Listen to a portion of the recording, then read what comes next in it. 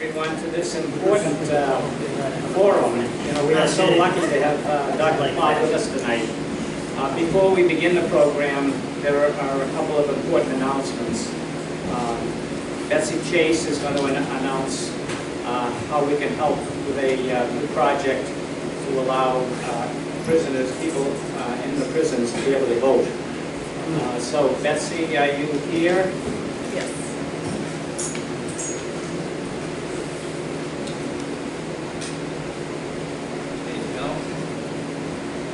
Hi, everyone. Thank you so much for inviting me to speak briefly. My name is Betsy Chase, and I'm a volunteer with Mass Power, which is Massachusetts Prisoners and Organizers Working for Enfranchisement and Restoration.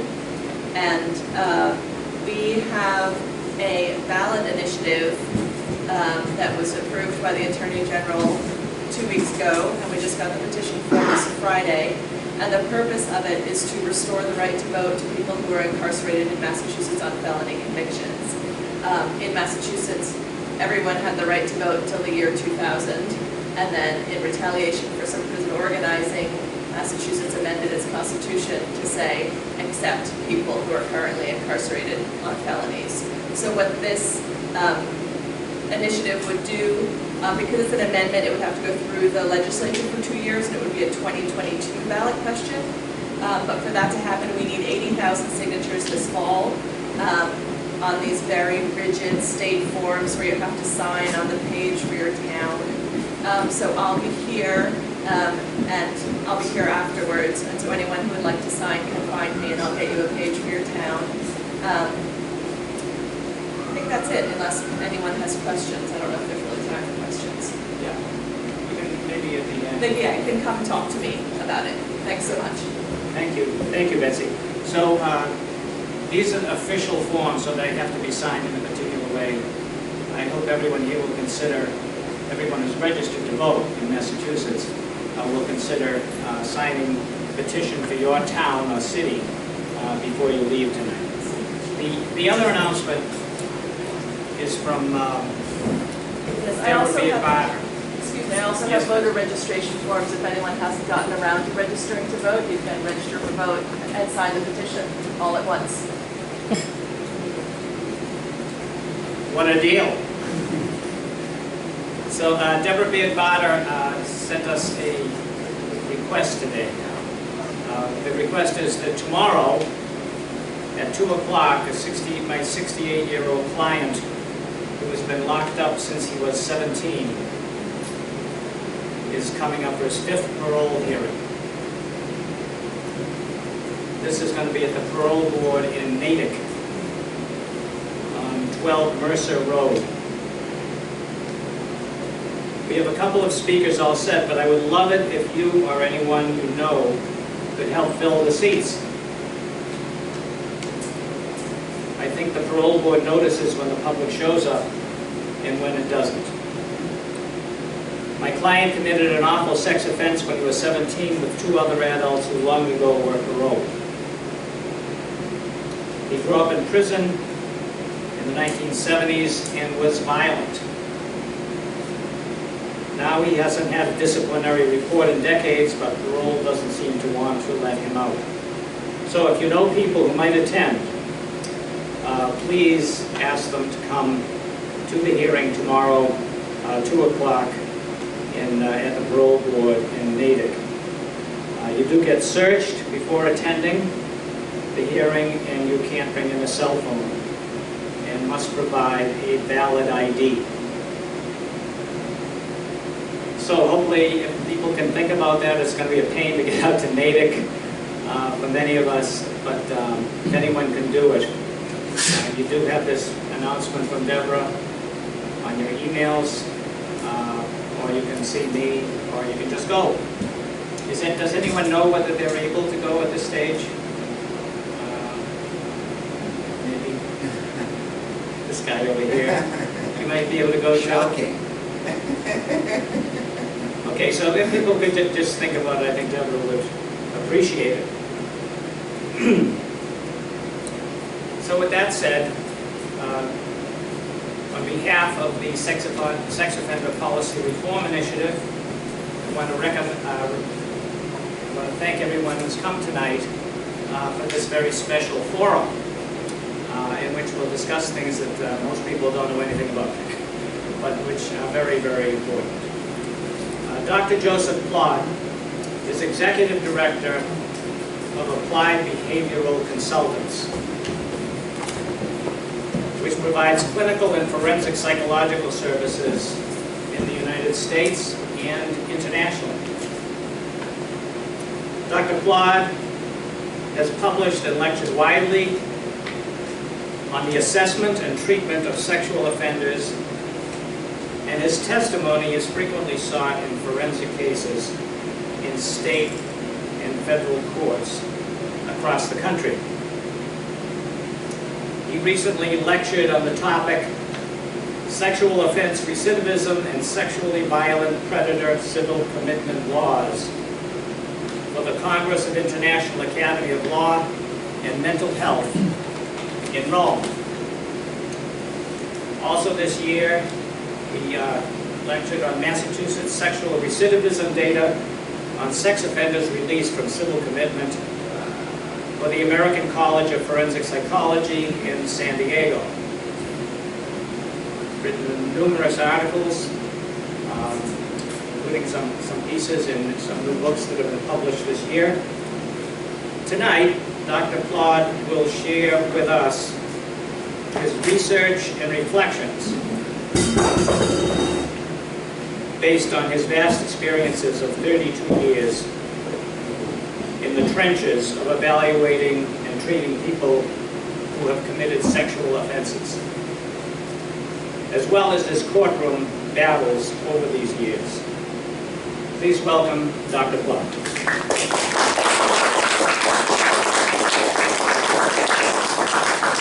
Thank you, Paul. Okay. Say hi to Pope Frank, first of all. There we go. Thank you for coming. I really appreciate it. I'm in my way. I don't know what else is going to, I'm always in my way. Thank you for that introduction. And can we check this? These lights. Let me get the lights. Should we just put them all out? Yeah. Okay. Very good environment. Almost time for a drink. Again, thank you for coming, and I'm just going to take my time here to talk a little bit about my journey to where I am today, and some of the interesting media and courtroom exposure that I've had over the years. You know, sometimes I say on the witness stand that you know, I've been doing this work for a long time. I've been focused in this area now, as my title kind of gives away, for 32 years. I say to judges and juries sometimes, don't let my youthful appearance fool you. I've been around the tracks in a number of different ways in these cases dealing with both criminal and civil commitment issues involving sex offenders. So I want to share some of that with you. Before I do that, however, I want to make a little pitch. We have a conference coming up, and I invite you all to visit the website you see it there, ne-forensics.com.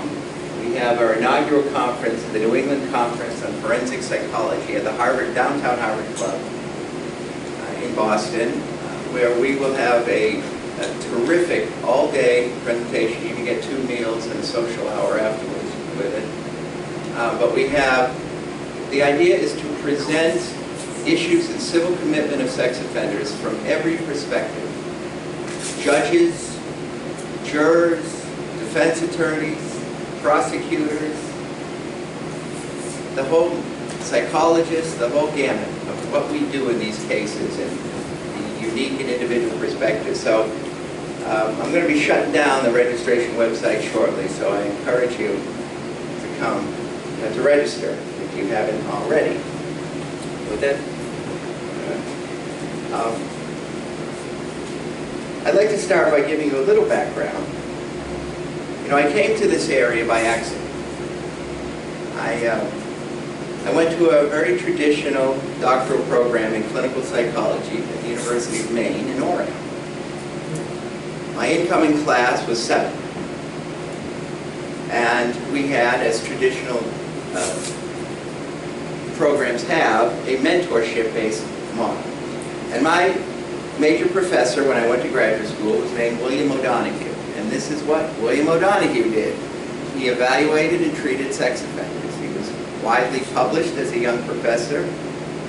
He worked with Jim Geer in Louisiana, although he got his PhD elsewhere, but this was his area, and still is, actually. And so I started training my first year in the fall of 1987 at the University of Maine with Professor O'Donoghue. And I hadn't been in my 3rd class yet as a graduate student, and we were setting up a psychophysiological lab. We were doing PPGs, penile plethysmographic evaluations, and doing treatment, both individual and group-based treatment. And Dr. O'Donoghue had a contract with the Maine Department of Probation and Parole to do risk evaluations on mostly sex offenders on probation. So that's how I got into this work. And when I got into this work in the late 80s, and we're going to go over some of this historically in a bit, the world was a little different in terms of how we deal with sex offenders than it is today. In terms of registration, and definitely in terms of civil commitment. How many in this room are at least somewhat familiar with civil commitment of sex offenders? Oh, geez, I'm preaching to the choir. Yeah, it's 20 states and the federal government in the United States have civil commitment that basically follow a very similar formula. But when I started training as a graduate student in clinical psychology, these laws were the earlier civil commitment laws were either all repealed or the last vestiges of them were being repealed. Do you understand that they were civil commitment laws across the country, going back to the 1930s? I think Michigan was the first state then for civil commitment. These sexual psychopath laws is basically what they were called back then. But they were repealed all over the country, such that no state, by 1989, when I'm still a young buck training, working with sex offenders, no state had civil commitment of sex offenders. And that changed. We'll go over that in a minute. If I cannot trip over cords. Thanks, Jim, for taping all this down. So that's how I got here. I got here because that was my major professor. I started working in this area, and I have continued working in this area since then. I was trained very behaviorally in a very cognitive behavioral program, more of a behavioral spot. There's B.F. Skinner, by the way, right there. That's a name that rings a bell. The great behavioral psychologist of all time. And I think everybody recognizes the bald guy on the right. That's Dr. Phil, but that's another story. But if you want the short story of how I got here, the real short story, you can thank Henry and Barbara Plaud. That's how I got here. And I could even wear a bow tie when I was less than 1 year old.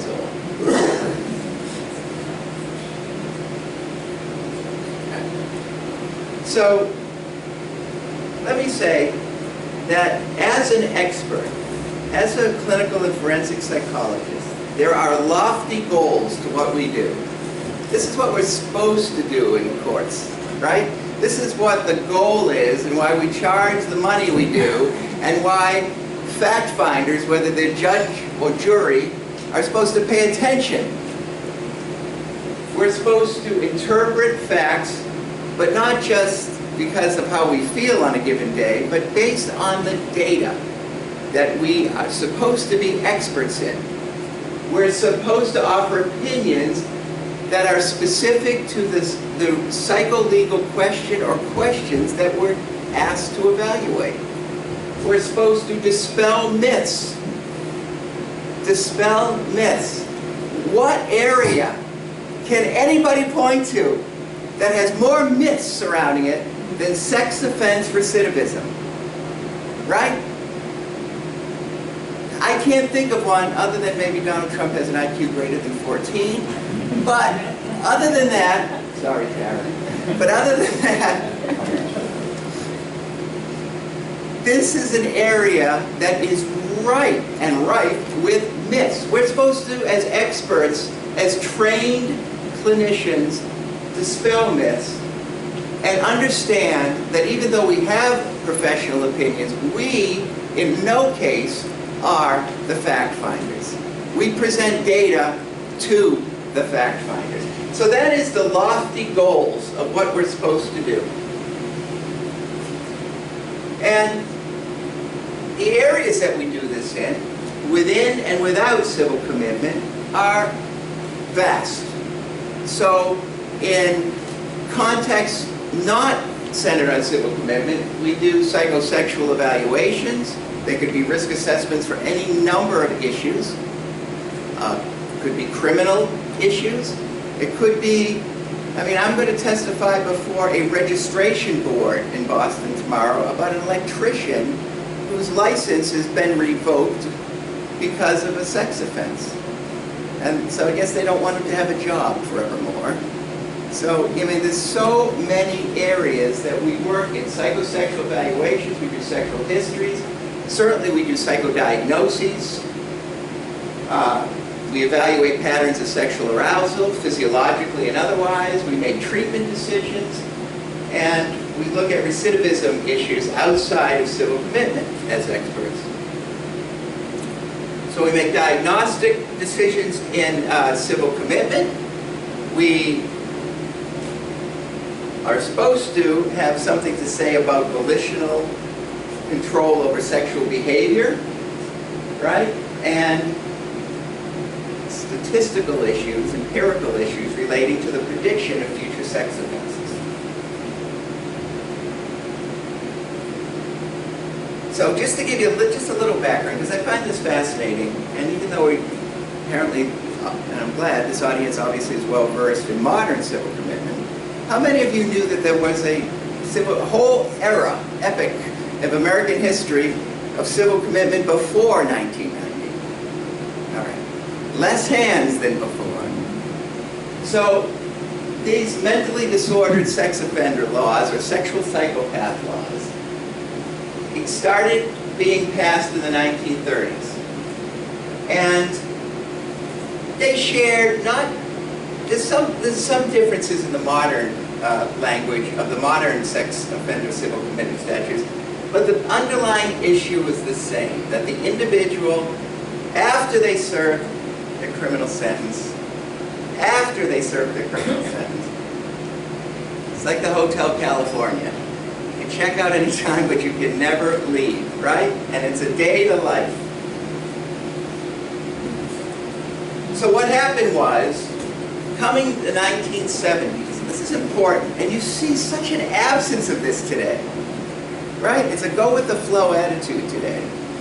In the 1970s, it was actually the American Psychiatric Association that took the lead. And they had a group called GAP. It was the Group for the Advancement of Psychiatry. And they specifically honed in on these sexual psychopath laws. And the American Bar Association in the 1980s recommended repeal of these civil commitment statutes. In 1977, this psychiatric group came on the record saying sexual violence is not a mental illness. And since these statutes are based on mental illness, they are unconstitutional and cannot stand. So you had both a major medical association as well as the American Bar Association advocating for the repeal of the initial civil commitment laws. GAP also said in the 70s, clinicians are not empirically grounded. Some things never change. And treatment is not meaningful. Now, I don't have time to debate that second part of this. We can talk about it. I was trained as a treatment provider. And under certain circumstances, maybe it does some good. But what I'm saying is, they were saying the major point was that clinicians don't know what they're doing to predict risk in this area. You know, they have a bias. whether they know it or not, especially if government agencies, states, or the federal government is paying them for their opinion. They may not know they have this bias, but there is a confirmatory bias. There is what I'd like to say a pretextual nature of the work they do. It reminds me of this. A guy goes into a doctor's office and he says, "Doc, my whole body hurts." The doctor says, "What do you mean your whole body hurts?" He says, "Everything I touch hurts." He says, "Well, show me."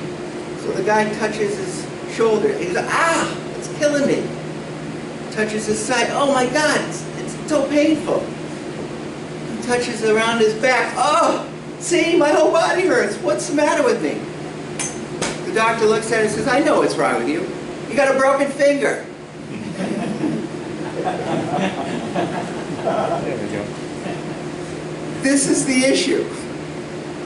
A lot of times these clinicians don't see the obvious, what's obviously true, because they're looking for another answer. Excuse me, I have to take a drink now. Is that working? All right. So, by the late 1980s, when my training is really underway as a clinical psychologist, and I'm working with sex offenders, these laws are all gone. All gone. Until 1990, when two horrific offenses happened, kind of close proximity to each other in the state of Washington. And this started where I do consult a lot. And this started the new era of civil commitment, which then spread to 19 other states and now the federal government, and a part of what is the Adam Walsh Act in USC section 4248, which I also consult a lot.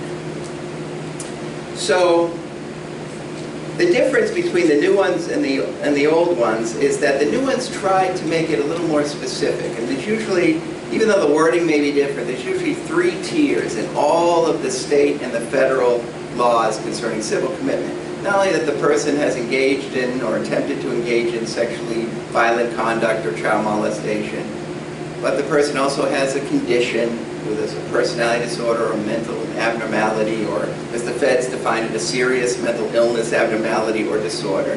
And then the third prong has to do with the person's volitional capacity over his or her, in some cases, sexual behavior, whether that's defined as likely, as it is in the Commonwealth of Massachusetts, or serious difficulty, as it is in the federal system. Or, in Washington, it's more likely than not. You know, we're in the shadows of Harvard and MIT here. You know how the SJC has defined the word likely in Massachusetts?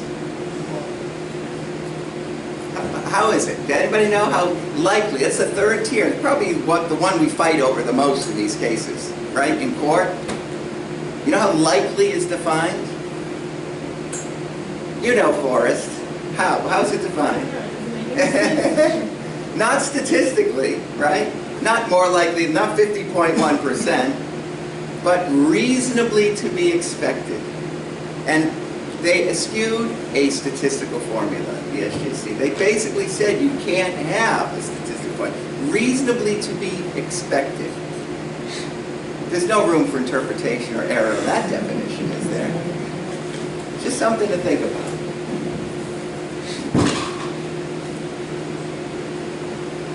So, where we are right now in our brave new world is the issue of, are we dealing with, especially sex offender civil commitment, mental illness or criminality, right? Bank robbers rob banks. There's no civil commitment for bank robbers. It's a criminal behavior. It's bad choices based on a number of reasons, right? But it's not considered to be mental illness. Well, they could have antisocial personality disorder, I suppose, but even if they do, they don't get committed civilly for it. So we have an issue of mental illness versus criminality, where the civil commitment goes towards the mental illness component. We have the prediction of dangerousness. And that is a can of worms unlike any I've ever encountered as a professional. Right? How do we predict that someone is likely or reasonably to be expected to commit an additional sex offense in the future, given the knowledge we have about their past and other factors that are more present-based, what we typically call dynamic factors? How do we do it? Here's the trouble. This is what's really the most underappreciated thing in the world when it comes to these cases. Base rates. I talked about Washington. If you live in Washington and you take an umbrella with you every day,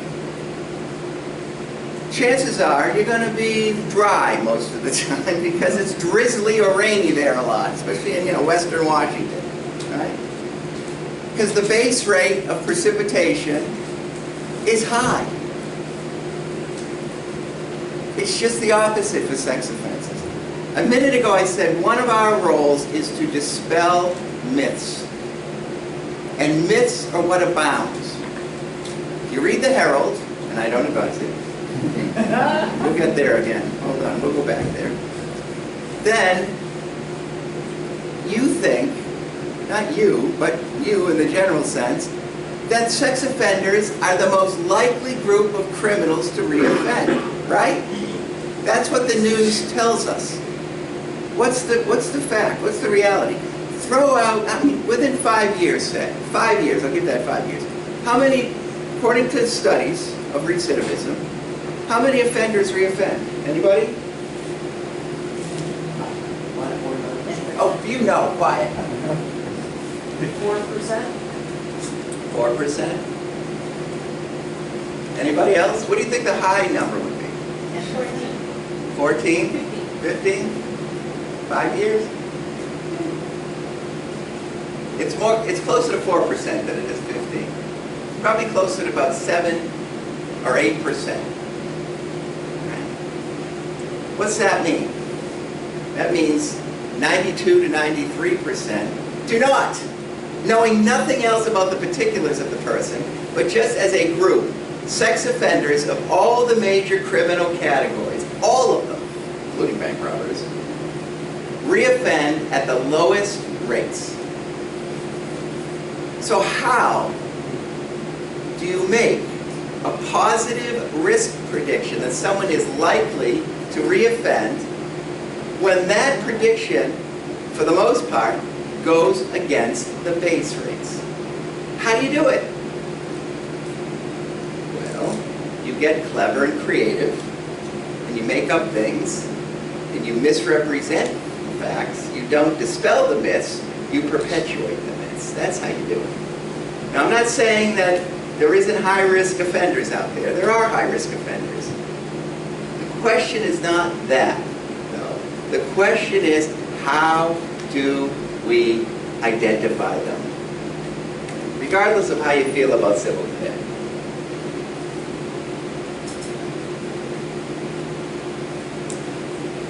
So, psychologists and psychiatrists who do these risk evaluations and make predictions are very prone to error. Matter of fact, they're probably wrong the vast majority of the time when they make affirmative risk predictions. But here's what happens. Say, Massachusetts, you know what the state experts are called, the title for them? You know again, they're called qualified examiners, or QEs. I always identify myself when I go to the treatment center as a UQE, an unqualified examiner.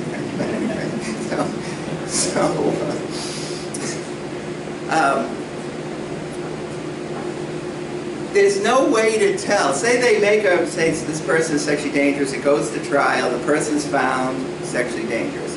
They get to be permanent guests at the Massachusetts Treatment Center, or semi-permanent guests at least. How do you know if they're wrong? You don't. They're still in prison, maybe in perpetuity, right? The average is, the last date I saw, the average time of civil commitment is over 20 years, all right? This is after they serve their criminal sentences. Over 20 years. How do you know if you're wrong? You can't even test the hypothesis because they're still in prison, right? Well, what about men who are not, even though they were at one point found sexually dangerous, are found not sexually dangerous and released? What happens? These are men, not just sex offenders who just serve their criminal sentences and say goodbye. These are men who were petitioned against and found sexually dangerous. Right? So by definition, they were high risk, and then they were at some point released by a jury trial, which we have in the Unified Session in Suffolk County. We used to have the trials too here in Middlesex and Cambridge in the cancer building, you know, the former courthouse. We don't have them anymore. But what can we study that? Yeah. And have we been studying it? Well, thanks to Mr. Canavan over here, we certainly have. We have data now, right, about coming up 3-year data on over 100 men. And I've been presenting some of this data, both nationally and internationally. And we find the recidivism rates are less than 4% for a group deemed to have been at one point sexually dangerous and released. This is why it is so important to collect and present and educate people on this data, because it is not only in keeping with the statistics nationally for sex offender recidivism, but it's a more homogeneous group in the sense that they've already been deemed sexually dangerous and then released. And lo and behold, those recidivism rates are holding steady, very, very low. And how much resources and suffering and misery and pain go into the whole process to prop this thing up despite these recidivism numbers. Yes? I'm assuming that the data you mean people who are just been civilly committed, not people who have been adjudicated sex offenders for the sort of... Correct. These are by definition a high-risk sample, a high-risk pool, because previously they had been adjudicated. You know, a lot of times in trials, when we're presenting recidivism data or, you know, actuarial data such as static 99 data, prosecutors may ask me, well, doctor, these data don't apply, you know, they haven't, in these developmental samples, they haven't been, you know, adjudicated sexually dangerous like Mr. X sitting here, right? You know the point they're trying to make, that he's an exception because he's been deemed sexually dangerous. And so all this low numbers don't apply to him. Well, these numbers definitely hone in on that area. Okay?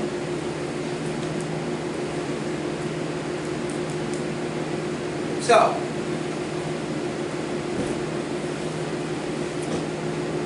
I went to graduate school. I graduated, thank God. I went into academia. Stayed in there for about 4.5 years, hated it, got out. Then came back home here, and I took a position as Director of Research for the Cambridge Center for Behavioral Studies. I liked that job, that was a good job. But I continued doing my work with sex offenders, mostly treatment.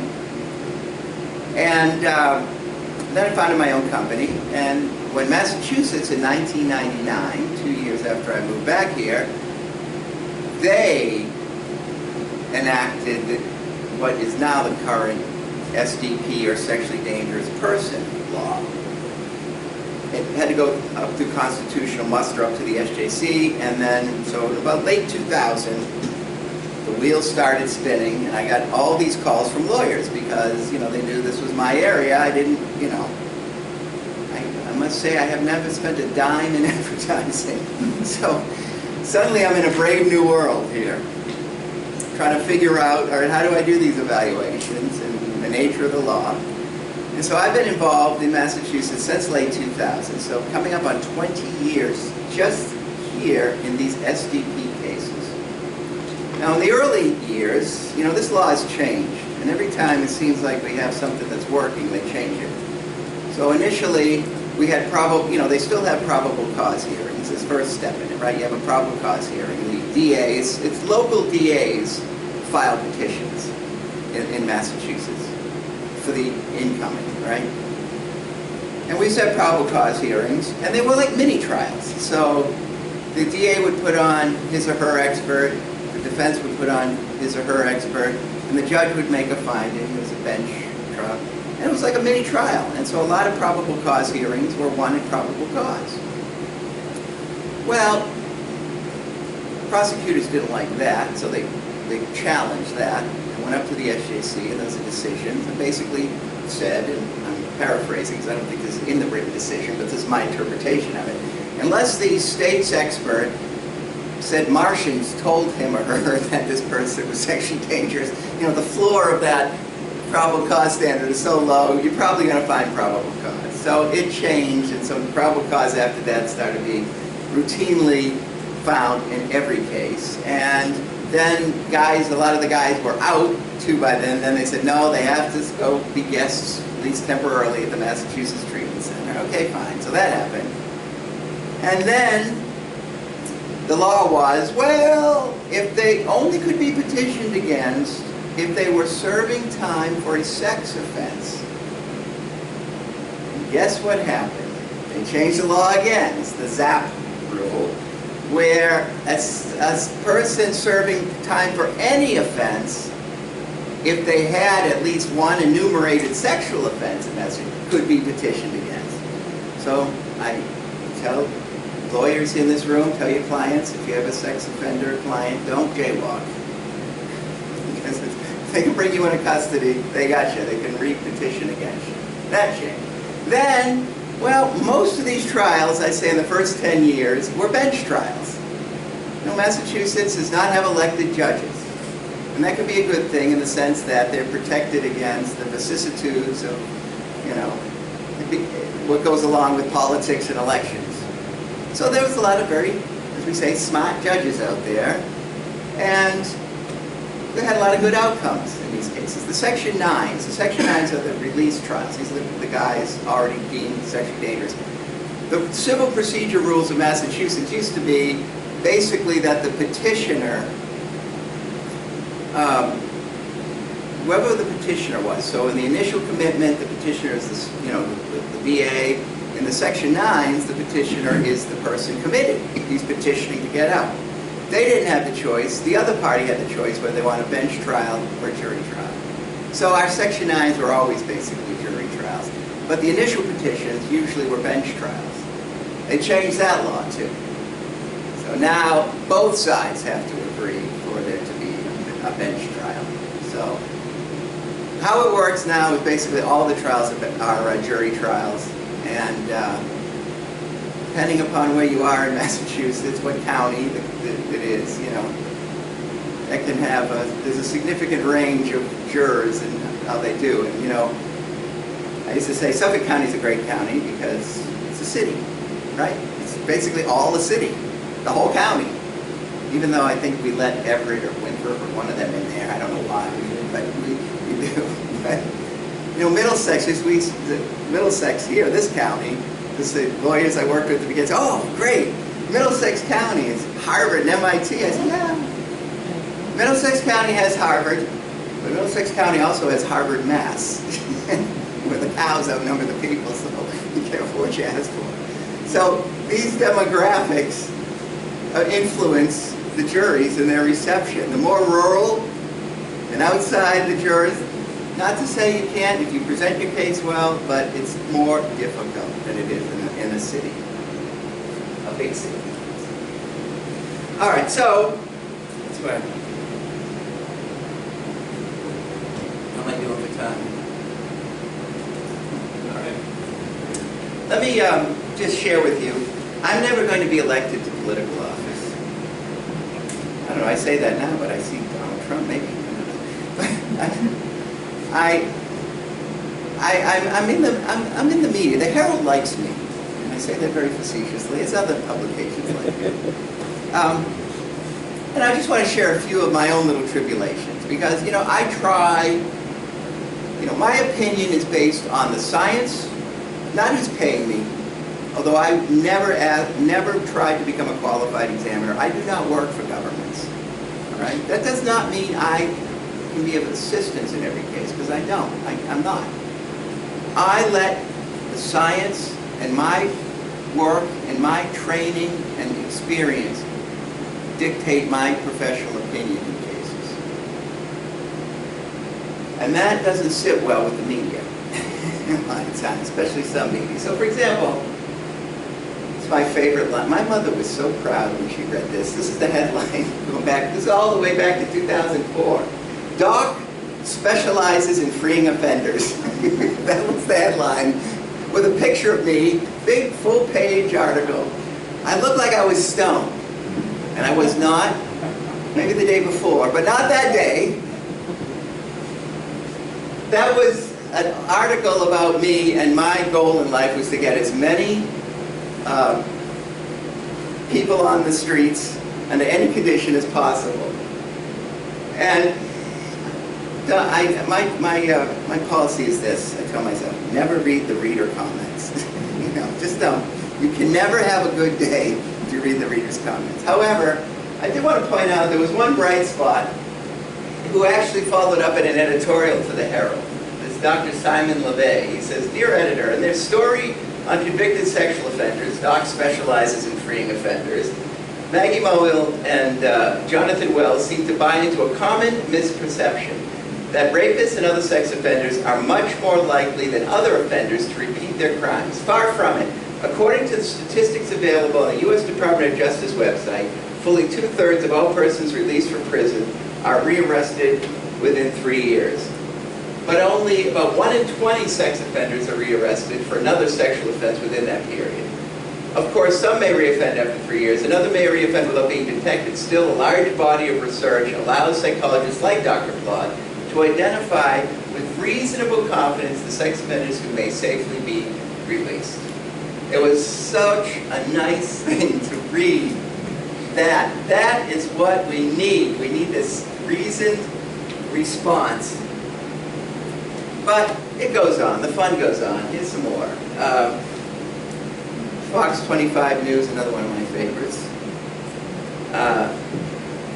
They did a piece on me and made me, the Herald thing almost sounded good if you read that, if you watched that segment on them. And I was involved in, I don't know if you remember old Father Porter, he's long gone now, but he was being petitioned against, and I was involved in that case in his probable cause, which was a media circus. I think that was down in Taunton, the probable cause. And the headline was, "Well-paid Doc, Porter not dangerous." Now, my testimony concerning Father Porter was he was sick. He was old and he was sick. Two of the most significant dynamic risk factors we have in low risk.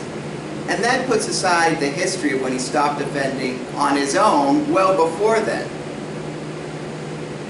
But it didn't matter.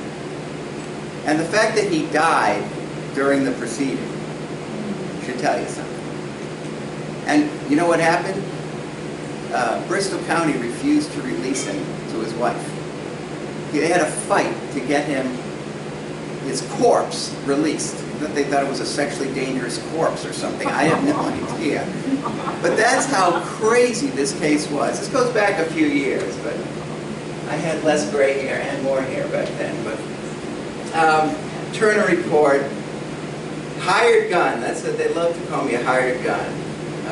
Dame Magazine in 2015. Why was this serial rapist running free? This was a federal case. And this was a sad case of a man who actually died. But the issue was, to make it very short, you know, the issue was not in the reoffense. He kidnapped someone. It wasn't a sexual reoffense. He had certain borderline issues in terms of relationships with women. So it didn't matter that, you know, if a sex offender is found not dangerous and goes out and robs a bank, well, they reoffend in a way, right? But it depends what the reoffense is for. This was not a trial about kidnapping. It was a trial about sexual dangerousness. All right.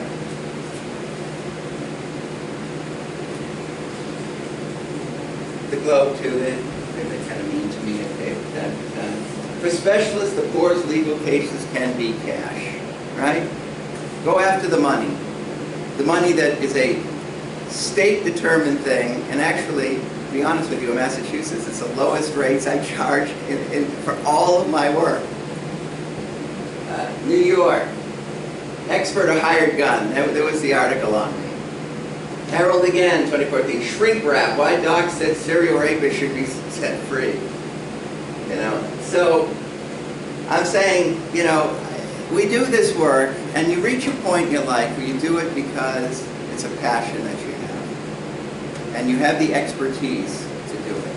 And you have to be able to effectively battle the layers and layers and layers of forces arrayed against you by government agencies, by court systems, by experts who should know better and testify to all manner of nonsense.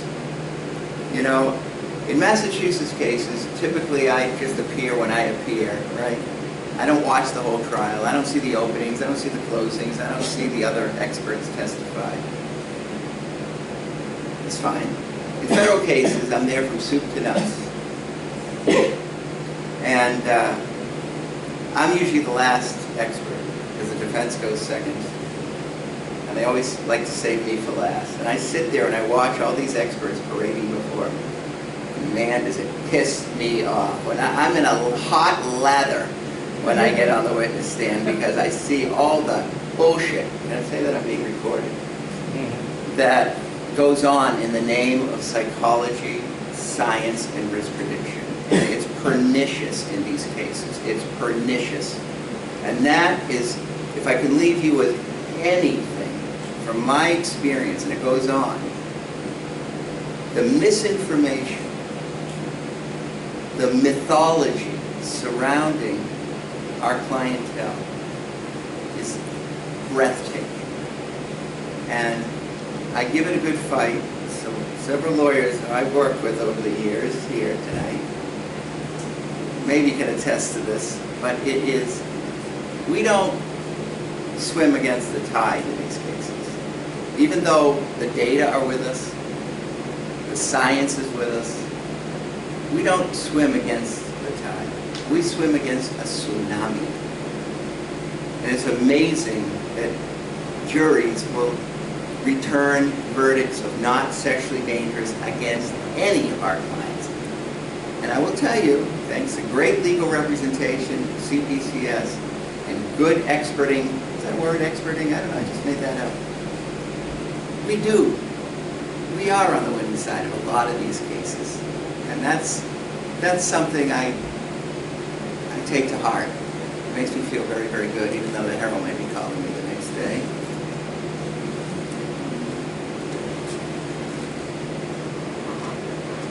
So, thanks for your work. We'll write another one in the Herald below. Are there any reporters from the Herald here? It's funny because, you know, Eric Tenen, probably many of you know Eric, and I did a press conference last year after the whole Wayne Chapman thing blew up in the press. And our whole goal was to take on the media in this regard.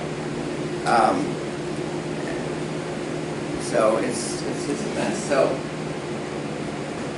just some questions to throw out, implications of work. What happens when decisions are ultimately made for a person not to be civilly committed, and that person does reoffend? I mean, how do we deal with it? You know, my wife Eve is sitting here, and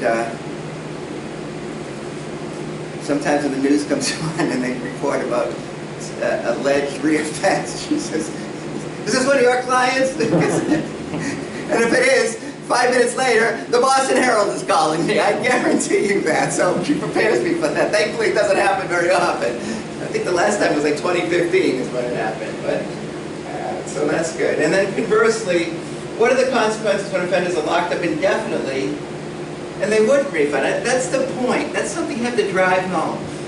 There was a trial recently in Boston, a Section 9, when a lawyer asked the state expert about collecting data. I said, well, how do you know, what do you do for people you say are sexually dangerous or committed? How do you know whether they really are or not? And that expert didn't even understand the question, not even considering this critical issue. And you can have psychology and science and risk prediction and statistics, politics, but basic constitutional issues and liberty and due process in this second issue. And, you know, we just don't think about that enough. And what about the role of the media? I mean, the media, they're out to get viewers and sell newspapers or get online subscribers.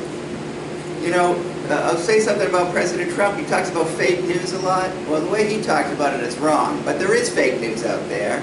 And this is probably one of the top 3 areas in all of journalism where fake news is the news and what convinces your fellow citizens to support civil commitment laws, to support sex offender registration. You know, sex offender registration, there's not one study that shows that sex offender registration laws reduces risk. Not one. Not a single empirical study. And here we are. So we need to battle against ignorance and prejudice and go at the heart of it, because the science, the data, the statistics, the research are in our corner in these cases. And I say, how should the expert deal with negative consequences? You know, my general rule after multiple assaults in the media was to not ever talk to them. Not ever talk to them. But I changed my position last year when Eric Tennant asked me, after the Wayne Chapman thing blew up in the media, to be by his side as a psychologist with this expertise and present to the media the facts. And I said, you know, I'm going to do it. Sure. Keep doing it. And I think it actually was a very good experience, and hopefully it was actually, in my experience, covered not badly. And that's it, folks. So, thank you.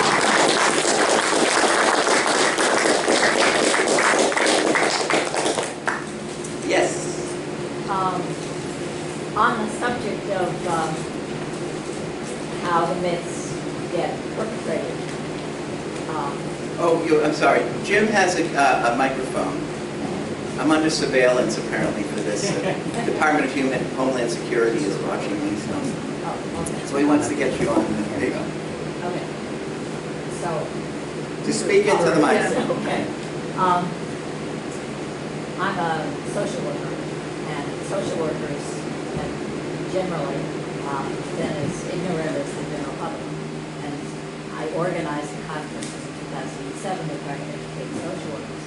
But I think one thing that contributes for clinicians, and to some extent for the general public in thinking that recidivism is high, is that, you know, there is a difference between people who have never been apprehended,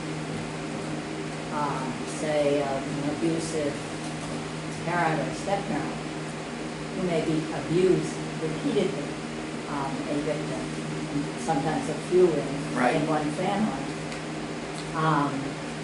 So there's a big difference from once you've been apprehended and prosecuted. Yeah. You know, the recidivism. That comes up a lot in these cases, because when Yeah. you try to present statistics, you do present statistics that indicate low base rates of sexual offense recidivism. I say, well, there's an underreporting of sex offenses, right? That's the issue. Well, doctor, isn't it true that there's an underreporting? So could this number be artificially low? My response to that generally goes along this line. Yes, there is underreporting, but it's kind of a issue that doesn't grasp what you were really talking about. Because, say for example, in a case, in a lot of cases this is true, perpetrators are not adjudicated for every sexual offense, right? But at the end of the day, they're found. So there's an underreporting of the absolute number of offenses, but at the end of the day, you've captured the person. That's why they're sitting here. You got them, right? So that number really takes away a lot. Putting aside, obviously, there are false reports, too, of accusations of abuse.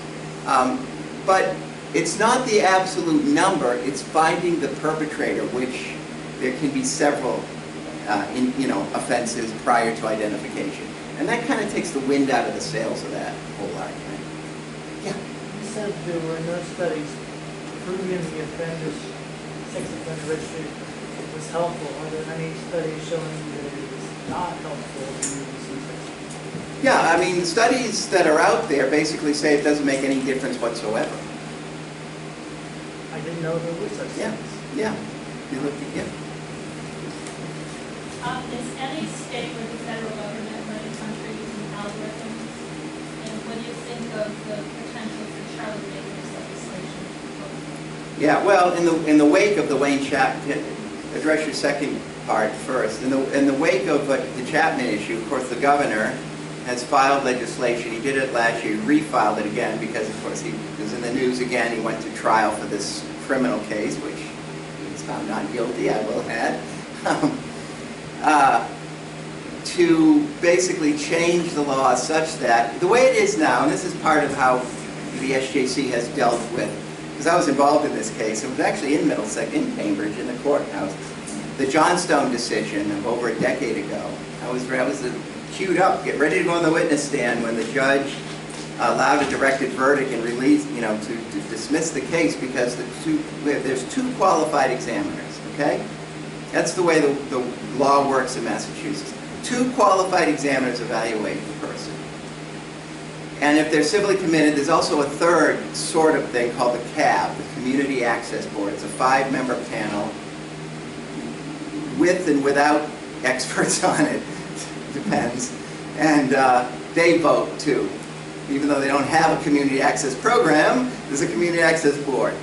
So when the two qualified examiners, in the rare instances that they both found the person not to be sexually dangerous, they still went forward with trial, and they would present generally the CAB person as their expert. Well, the judge found that that was not the case, that if both QEs said no, the state had no experts, because the SJC had earlier decided that there has to be expert opinion. There has to be some expert saying that the person meets criteria, is sexually dangerous. And this came from an earlier case in Bristol County, which I was not involved in at the time, where nobody testified, it was a jury trial, that the guy was sexually dangerous. Both the QEs, the independent examiners, all testified the guy was not dangerous. The jury was out 5 minutes and found him dangerous. That's what we're dealing with. And so this went up on appeal. The SJC said, no. There has to be expert opinion to support this. Without it, you can't have it. So when the two QEs in the Johnstone decision said, no, not dangerous, the judge dismissed it, went up an appeal, took another 2 years, and the SJC found, nope. Both QEs say no, out the door, he goes. That is the, procedure that governed the Wayne Chapman issue. So when both QEs, this was Greg Bell and Catherine Rouse-Weir, found not dangerous, he had to be released. And you see the proverbial shit hit the fan at that point. And what Baker is trying to do now is to nullify the Johnstone decision legislatively, saying basically that a reconstituted, I don't even know it's going to be called a CAB anymore, but some reconstituted board, right? If any of them say that he's dangerous, and they're, that's going to happen 100% of the time, then it still goes to trial. They're going to have some expert opinion. I don't know, we have someone who works in the State House. Maybe he knows better. Do you know anything going on there, Mike? No, I work at CCS. Okay. So I still do, I work at, Norman knows that. I work for the Committee for Public Counsel Service, and I'm working against this legislation.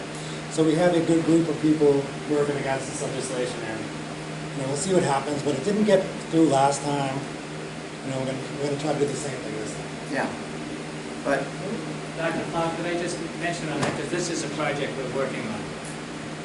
okay. I have the law here that Baker has filed, if anyone wants to look at it. It's incredible. I mean, this would set up 7 people who would have to say that a person is not dangerous. Otherwise, it goes to a trial. It increases the number of people getting out of prison who will be put into civil commitment because it subjects more people to evaluations by the DAs. It makes the DAs look more closely at more people. And so it would lead to more people being put into civil commitment.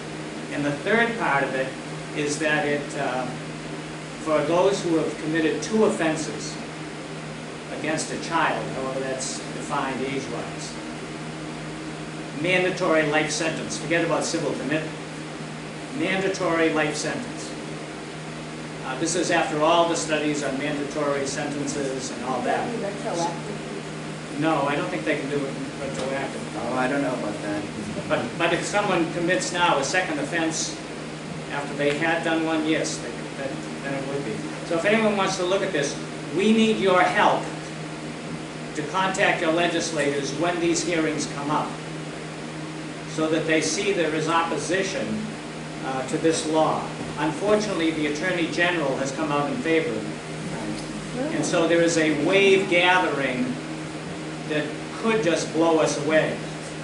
Fortunately, CPCS is going to be organizing testimony.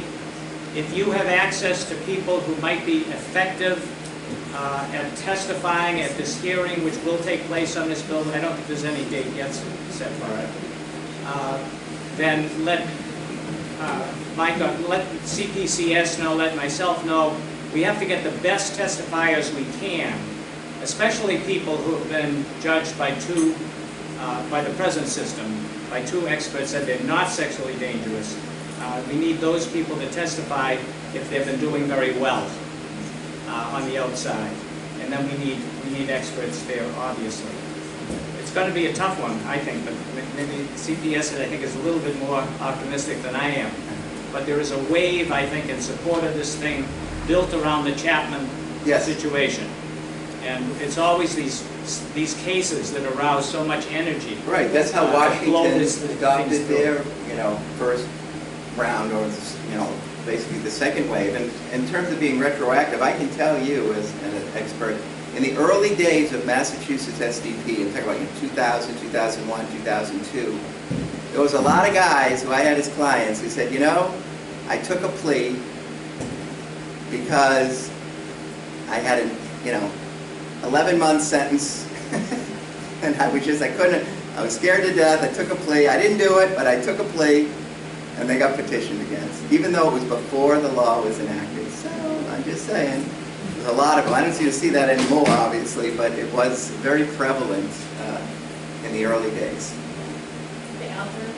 Oh, the algorithm. Well, Paul Meehl, the great psychologist, said That's what it was. Can you explain what that is? I don't know what that algorithm is. well, the algorithm basically means that sometimes we aspire to this in the terms of actuarial, but in other words, when shall we use a formula instead of our heads? In other words, is there something we can put certain data, certain numbers into an equation or a spreadsheet and get a result that means something meaningful in terms of predicting sexual recidivism? And this, actuarial tools, statistical risk prediction tools, are used in these cases. Mostly a tool like the Static 99R, which is a 10-item actuarial tool. The short answer is no. There is no algorithm. At best, these tools, even its own authors call them moderately predictive, right? So they count for maybe 10 or 11% of the variance in predicting risk. So we don't have that. What we do have, however, are base rates. We don't hit them enough. That's the best algorithm. Low base rates of reoffending. Can you talk about some of the myths? Oh, I'm sorry, you go ahead. Yes, Kathy? I have a question about something that puzzles me a lot. I started working with men in civil commitment in January 2014. And at the time, there were 250 men in Massachusetts in civil commitment. There are now only approximately 150. Right. Why is that? What's your theory about that? I have no idea. Well, there are 3 reasons for that.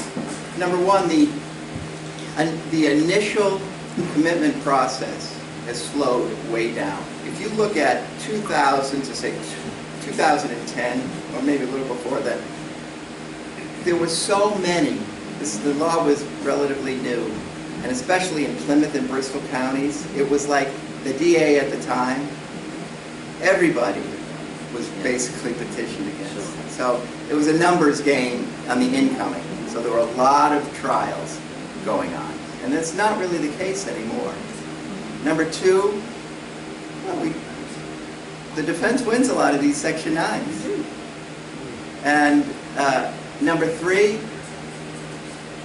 a lot of the older ones, maybe Bill, you can speak to some of these reasons too, but I have a bunch of thoughts on it. yeah, Let's start with where you're going. A lot of those people have aged out. yeah, By aged out, you mean it's a certain age, and your risk of recidivism is far less than the risk of falling down a bridge to hit. yeah.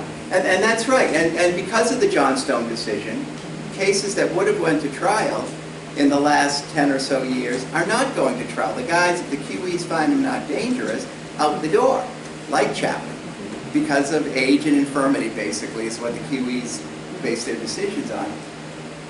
Before that, you didn't have that. Even if both QEs found them not dangerous, you'd have a trial.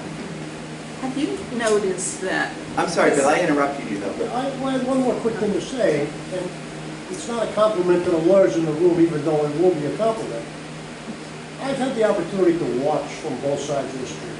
Yeah, Since I got out, in my view, yeah, the training of lawyers, the information sharing on the listservs between doctors and lawyers and what have you, has all increased the knowledge that everybody goes into court with. And I think that has paid big dividends.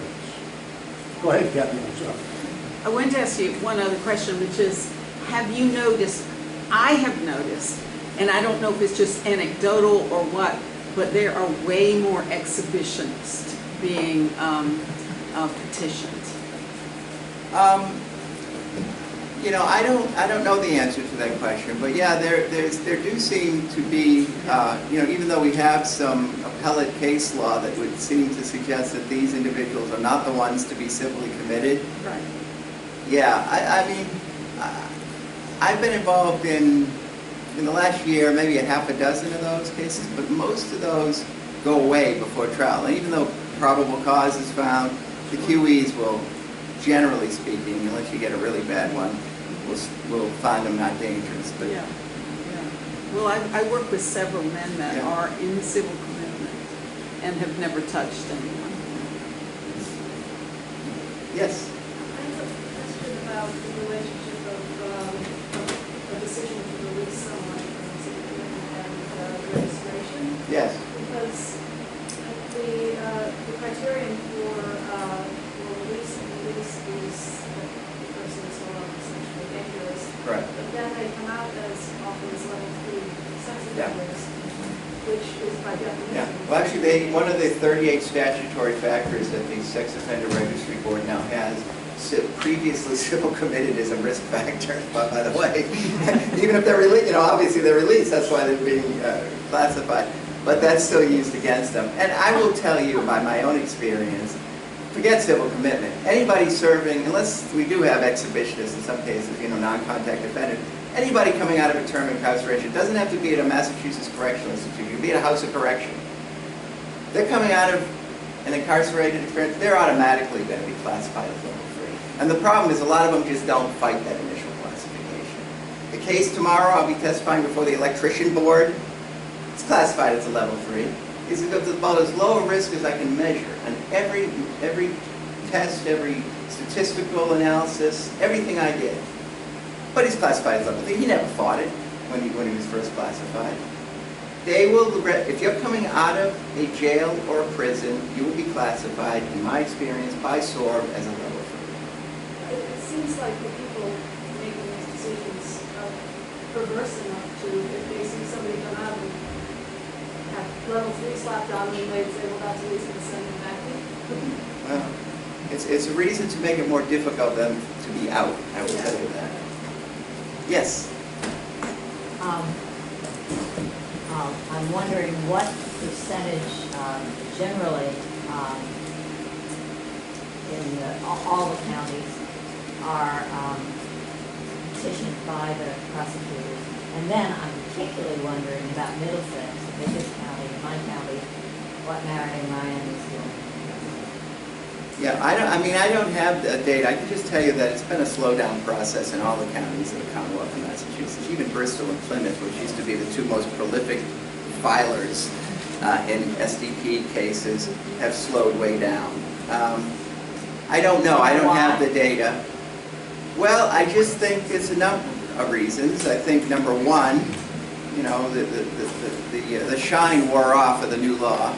You know, it was when this was something more the way it worked. You know, it becomes a kind of a political game, really. These are elected district attorneys making these decisions. It's not some unified state panel, right? Sitting in Boston somewhere in some dusty closet space making this decision. These are elected officials. And in my experience, when a reoffense happens and it's broadcast in the media for a period of time, I see an uptick in the referrals that I get. And then it settles back down again. I think, you know, it's a lot of resources too. I can't answer it ultimately. I don't know. I'm not proud enough to say when I don't know I shouldn't answer the question, you know. So, but that's my experience. Yes, sir. Hi, how are you? Thank you for your talk. I wondered if you have an amateur sociological hat to put on. Yeah. Describe the phenomenon that you so much criticize. Like, what would you call it? What would compel a group of people to produce these kinds of outcomes that you experience? Publicly, legally, in all the ways that you experience. Well, I mean, that's a good question. I think, you know, from the top down,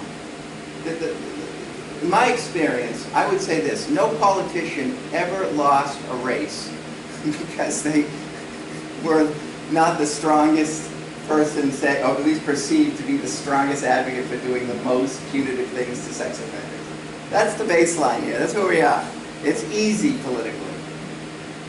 And so these laws are created by legislatures of elected people who rely on bad data, up to the Supreme Court. I mean, Anthony Kennedy, deciding one of these cases in the Supreme Court a few years ago, cited completely baseless, erroneous base rates in informing his decision when he supported, whether it was registration or civil commitment or something related to that, I forget which at this point. That's the foundation. Sex offenders, sex offenses are kind of ground zero for political currency.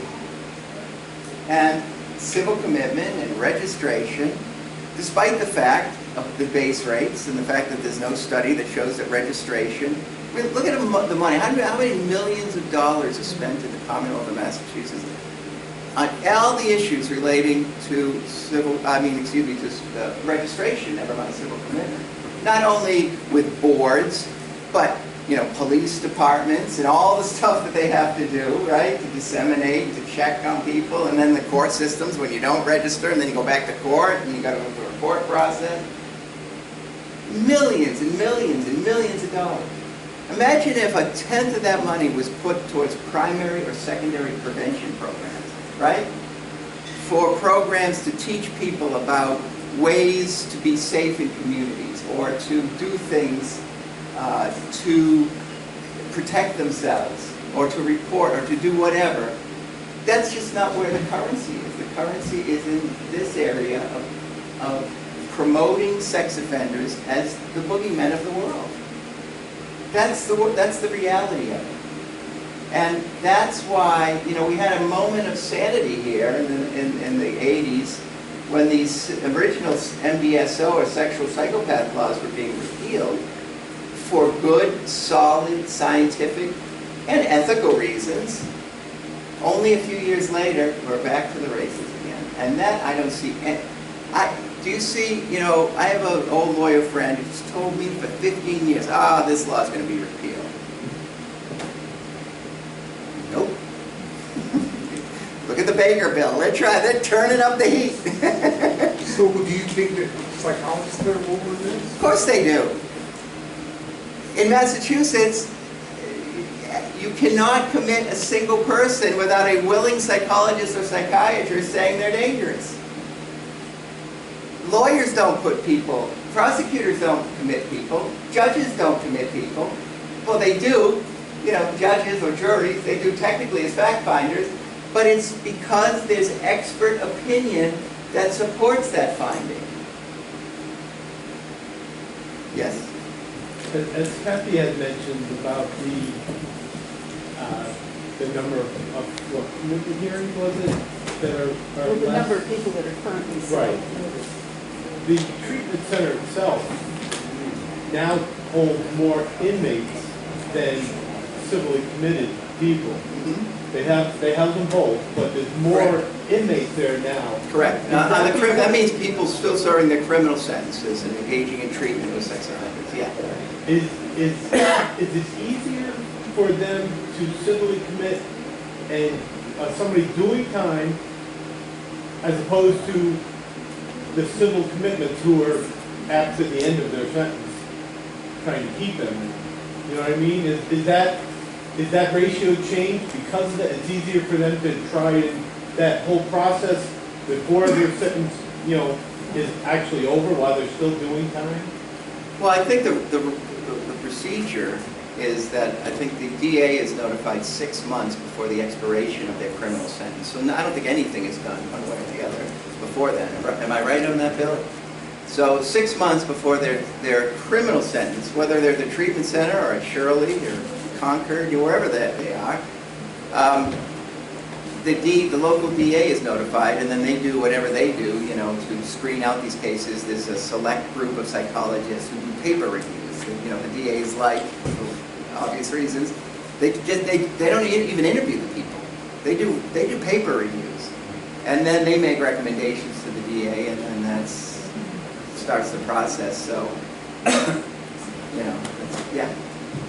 When I take this information back to my community, they're going to ask me if they can find this information on their own. Do you have a source that I could refer them to that for some of these testings, some of these results, specifically like the 4% recidivism rates and 7%? Yeah, I have business cards right here.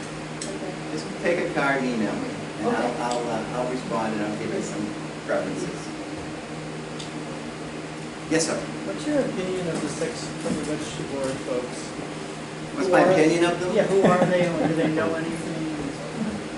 You don't want me to work anymore?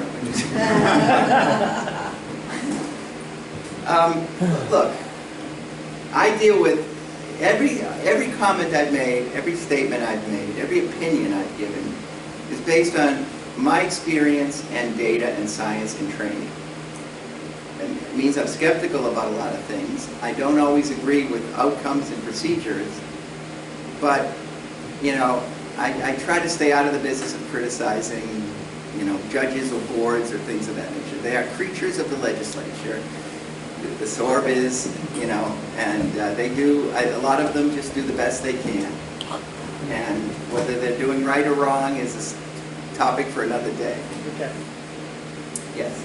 Well, hi, Joe. I can tell you right now, within the board, there is a group of people that are professionals. Yes. Who try most, you know, the hearings and stuff like that.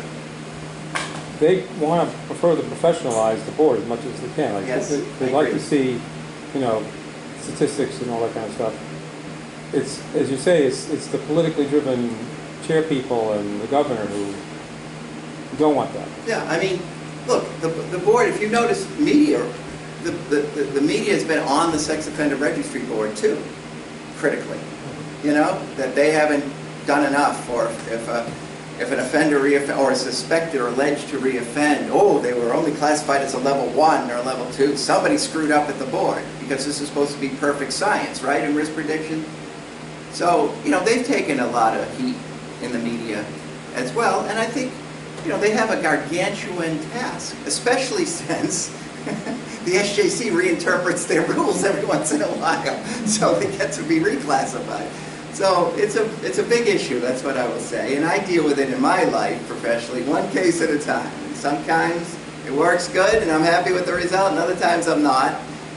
And tell a lawyer, take it to the Superior Court on appeal, but yeah. So, Doctor, I mean, our organization tries to deal mostly on the level of policy. Yes. Instead of getting down into the weeds of these tests and evaluations and all that, all of which is very important, obviously. So, given the fact that what drives this civil commitment is that people see that someone who was incarcerated and then they finish their sentence and they commit another crime, sometimes a very serious one. if all we say is get rid of civil commitment, we're not offering an alternative that rational, semi-rational people can support and say that might be a better way of dealing it. So I guess my question is, based on your experience in this area and with lots of people who, some of whom really have committed serious crimes, Yes, and then usually serve long sentences, yes. what policy should we be advocating that people will feel is reasonable, that doesn't let egregious things happen? Not that would be perfect, but that would be a better system than what we have right Well, now. look, that's an interesting question, but I'll say this, we have a criminal justice system in this country, right? You commit a crime, you go through a due process, and you get a sentence, right? Based upon the determination of the factors in that case. The question is, in civil commitment, is there a justification for it in any constitutional democracy such as ours with supposed due process? That's the issue. And I think sunlight, talk about sunlight as a disinfectant is the thing. That's why when I talk, and I'm talking to you, and I've said this earlier, people need to be made aware of what the real numbers are, what the real data are. When you're talking to the legislature with Governor Baker's new bill, that people should be raising their arms saying, wait a minute, I'm a taxpayer. I don't waste any more of my money on dealing with a problem that is largely a figment of the imagination in the sense that the vast, vast majority of offenders are not reoffending. Some do, and it's horrible and awful, but we really can't predict which is which, even given that case. We're dealing with the exception proves the rule in this case, and the hysteria that follows. Two guys were walking down the street, and one guy stopped, he's looking at some graffiti on the wall, and it says, Schwartz is a cocksucker. And he looks at his companion and he says, my whole life I've built bridges. Do they call me a bridge builder? I've given to the poor. Do they call me a saint or a humanitarian? No. But you suck one cock. And that's what we're dealing with, right? That's what we're dealing with. It's the exception that proves the rule here. So you have to advocate based on science, on facts, on data. I mean, it's my role. I said earlier on, to dispel myths is one of my primary functions in a courtroom. Some judges and juries get it, some don't. But some do. And that's important. And if you come to the conference on October 10th, we're going to be talking a lot about that. To me, this sounds a little bit like a public relations issue with regards to the data you're referring to and the sociological phenomena you're referring to. Yes, yes, I agree.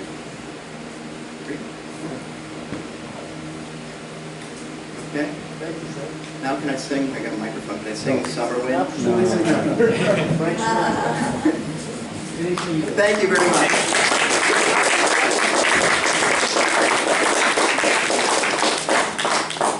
So we do want to get in touch with everybody when there's a hearing, that you would at least get in touch with your state representative or senator and say, please do not